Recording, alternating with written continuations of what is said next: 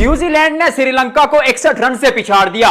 इस 61 रन की बड़ी जीत ने पाकिस्तान के हेमे में भी थोड़ी टेंशन बढ़ा दी है, लेकिन क्या पाकिस्तान अभी भी सेमीफाइनल के लिए क्वालिफाई कर सकता है? वो इक्वेशन, वो सिनेरियो, वो सारी कहानी आपके सामने रखूंगा। पाकिस्तान को अब सेमीफाइनल में पहुंचने के लिए दो रास्ते सर करना पड़ेंगे। नंबर 1 के 27 तारीख को इंग्लैंड और न्यूजीलैंड का जो मुकाबला है, अगर उसमें इंग्लैंड की टीम न्यूजीलैंड को 33 या 35 रन से हरा देती है तो फिर पाकिस्तान की टीम को भी श्रीलंका को 33 या 35 रन से हराना पड़ेगा। यानी कहने का मकसद है कि इन दोनों मुकाबलों से, जो न्यूजीलैंड और इंग्लैंड के दरमियान है और पाकिस्तान और श्रीलंका के दरमियान में है, उससे पाकिस्तान को 70 रन का मार्जिन चाहिए। अब कैसे, मैं आपको समझाता हूं। फॉर एग्जांपल, इंग्लैंड का मुकाबला होता है अगर न्यूजीलैंड से, होगा अगर नहीं बल्कि होगा ही मुकाबला, उस मुकाबले में इंग्लैंड टीम अगर 20 रन से हराती है न्यूजीलैंड को, तो फिर पाकिस्तान को श्रीलंका को 50 रन से हराना पड़ेगा। इसी तरह अगर हराती है इंग्लिश टीम, यानी टीम इंग्लैंड जो है वो न्यूजीलैंड को हरा देती है 35-40 रन से, तो फिर पाकिस्तान को उसी तरह से 70 रन तक जितने रन बचे होंगे उतने रन से मुकाबला जीतना पड़ेगा। पाकिस्तान क्रिकेट टीम का ये सिनेरियो बन रहा है। एक दफा फिर आपको सैंपल वर्ड में बता देता हूं, थोड़ा 50-50 करके कि 27 फरवरी को मुकाबला है इंग्लैंड और न्यूजीलैंड का। उस मुकाबले में अगर इंग्लैंड 30 रन से हरा देता है न्यूजीलैंड को, इंग्लैंड 30 रन से न्यूजीलैंड को जब हराएगा, तो 28 तारीख को जब पाकिस्तान और श्रीलंका एक दूसरे के आमने सामने होंगे तो इक्वेशन पाकिस्तान के सामने होगी। अब पाकिस्तान को वो जो मुकाबला होगा वो फिर 40 रन से जीतना पड़ेगा। ये एक सिनेरियो, ये एक केस बन रहा है कि दोनों मैचेस में से पाकिस्तान को 70 रन का मार्जिन चाहिए अगले राउंड में क्वालिफाई करने के लिए। एक अच्छी चीज पाकिस्तान के लिए यह है कि जो इंग्लैंड और न्यूजीलैंड का मुकाबला है वो पाकिस्तान के मैच से पहले है, यानी 27 फरवरी को मुकाबला तय हो जाएगा इंग्लैंड और न्यूजीलैंड का। और उसमें अगर न्यूजीलैंड की टीम वो मुकाबला जीत जाती है तो फिर पाकिस्तान के लिए कोई चांस नहीं बचेगा।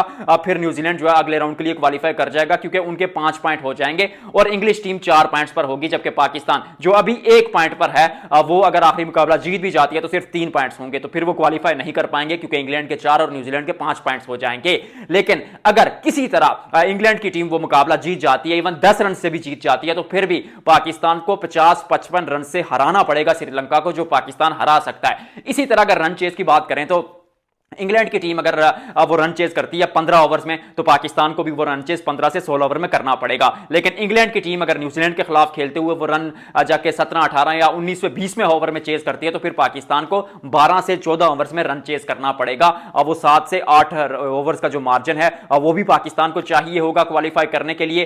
तो रन चेज में थोड़ी सी दिक्कतें पाकिस्तान के लिए ज्यादा होंगी, क्योंकि चेज तो आपसे वो इंडिया के खिलाफ पिछले वर्ल्ड कप में 120 नहीं हुआ था। अभी भी भारतीय टीम के खिलाफ आप 160 रन चेज करने आए थे, आप मुश्किल में फंस गए थे। इवन आप तो रन चेज करते हुए नेदरलैंड्स के खिलाफ इस टूर्नामेंट में भी फंस गए थे। तो पाकिस्तान कोशिश करेगा कि वो पहले बल्लेबाजी करें, 170-80 रन बनाएं और फिर सामने वाली टीम को 120-30 पर आउट करने की कोशिश करें, जिसकी काबिलियत पाकिस्तान क्रिकेट टीम में मौजूद है। अब पाकिस्तान को क्या करना चाहिए? हाथ जोड़कर कहता हूं कि इन ऑलराउंडर्स से जान छुड़ाइए। कल के मुकाबले पर मैं भी कह चुका हूं कल की वीडियो में कि एक समय पाकिस्तान के हाथ में था मुकाबला, पाकिस्तान ने पकड़ बना ली थी, शाहीन शाह अफरीदी ने नए गेंद के साथ अपना काम कर दिया था, लेकिन आपके पास दूसरा कोई स्पेशलिस्ट गेंदबाज था ही नहीं सलमान मिर्जा के अलावा। तो सलमान मिर्जा को आपने सिर्फ 1 ओवर करवाया, आप उस्मान तारिक को लेकर आते हैं जिनका हवा है इस टूर्नामेंट में, जो अकेले जो है ना अपने बलबूते पर स्पिन की गेंदबाजी का बोझ उठाए हुए हैं। उन्होंने पहले ओवर में विकेट भी ली, फिर उनको हटाकर आपने शादाब खान, साइम अयूब और मोहम्मद नवाज को गेंदबाजी दी, जिन्होंने बीच के 7 ओवर में 76 रन यानी 70 रन जो है वो खर्चे। तो उससे पाकिस्तान के हाथ से वो मुकाबला निकल गया। जरा सोचिए कि वहां पर अगर नसीम शाह प्रॉपर गेंदबाज होते, शाहीन शाह अफरीदी के साथ नए गेंद करते हुए, और फिर डेथ ओवर्स में भी नसीम शाह का आपके पास ऑप्शन होता, तो सामने वाली टीम पे प्रेशर होता, एक आध विकेट मजीद जल्दी गिर जाती, तो फिर पाकिस्तान पकड़ बना लेता। सेम इज द केस के शादाब और नवाज, क्योंकि दो ऑलराउंडर्स एक टीम में एक ही तरह के नहीं चलते। तो फिर अगर नवाज को या शादाब किसी एक को निकालकर आप इब्रार अहमद को खिला देते,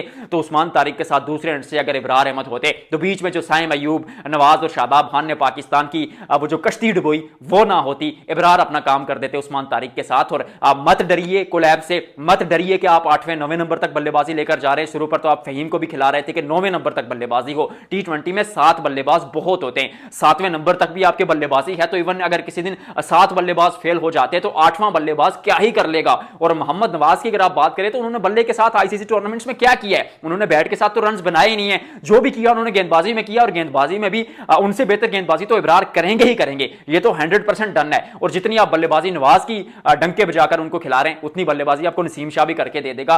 तो सलमान मिर्जा को निकालकर नसीम शाह को ले आए। आई नो कि सलमान मिर्जा ने परफॉर्म किया बट लेकिन आप कंडीशंस देखते हैं, आप मुकाबले की सूरत हाल, वो मैग्नीट्यूड देखते हैं, उस मैग्नीट्यूड के लिहाज से नसीम शाह कॉन्फिडेंस के साथ, और जब आप बाहर होते हैं ना तो बहुत लोग आपके बारे में बात कर रहे होते हैं कि भाई वो आएगा करेगा, तो वो कॉन्फिडेंस बिल्डअप हुआ होता है। नसीम शाह को सलमान मिर्जा की जगह खिलाएं, शादाब और नवाज में से एक को ड्रॉप करके इब्रार को खिलाएं, ये टीम सबको हरा देगी। और अगर साइम अयूब पर आपको यकीन है तो फिर उनको फ्री हैंड दिया जाए कि जाइए और अटैक कीजिए, वो डरकर मत खेलें। साहिबजादा फरहान और साइम अयूब अगर ओपनिंग करते हैं, फिर 3 पे आगा, 4 पे बाबर आजम, और समटाइम्स अगर शुरू पर जल्दी विकेट गिर जाती है तो फिर आप बाबर को भी ऊपर भेज सकते हैं। और मुझे तो पर्सनली लगता है कि साइम अयूब को ड्रॉप करके आप बाबर आजम को ओपनर खिलाएं, क्योंकि कल के मुकाबले में भी पावर प्ले में बाबर आजम ने 6 गेंदों पर 11 रन बनाए। तो साहिबजादा फरहान के साथ वो ताकत ऊपर से मिल जाएगी पाकिस्तान को कि साहिबजादा फरहान अटैक करेंगे, बाबर सिंगल डबल्स करेंगे, फिर 3 पे आगा आ जाएंगे, 4 पर आप फखर जमान और 5 पर ख्वाजा नाफे को इन कर दीजिए। ऐसी टीम बनाइए, पाकिस्तान कमबैक कर सकता है। पता नहीं मुझे क्यों लग रहा है, हालांकि सिनेरियो मुश्किल है, आसान नहीं है कि इंग्लैंड की टीम हराएगी न्यूजीलैंड को 30-40 रन से, वापस पाकिस्तान 30-40 रन से हराएगा। 70 रन अल्टीमेटली पाकिस्तान को चाहिए,